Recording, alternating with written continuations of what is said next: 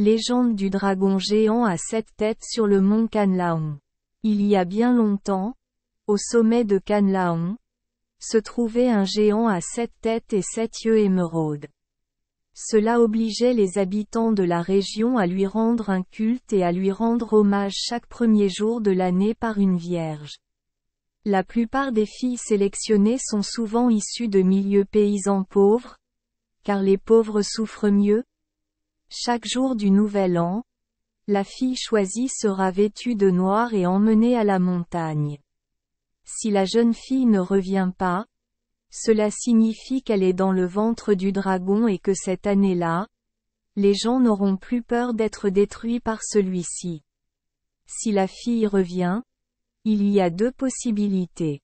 Ou cette année-là, le dragon avait une indigestion, alors il mendiait pour avoir des repas jusqu'à l'année prochaine.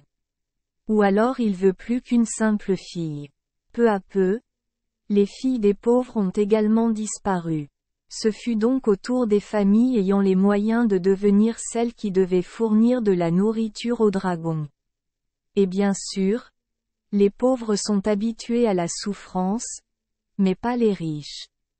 Et ils commencèrent à forcer le roi à intervenir.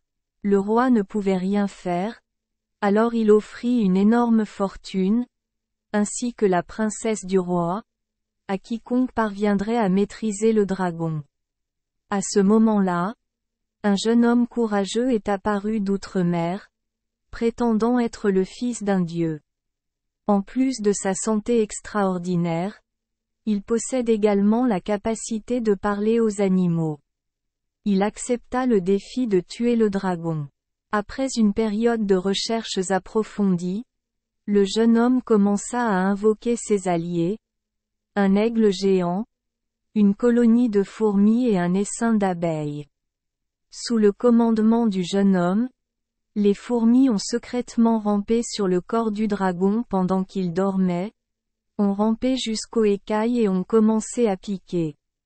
Le dragon s'est réveillé dans la douleur, essayant de secouer les fourmis mais n'y est pas parvenu.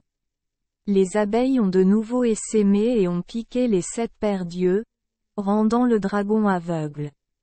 Ensuite, le jeune homme monta sur le dos d'un aigle et coupa chaque tête une à une, achevant ainsi le dragon. Merci les enfants des Esperluette Croisillon 39.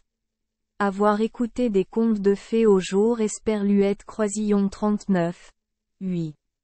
Espérons que les histoires apporteront aux enfants des moments heureux et significatifs.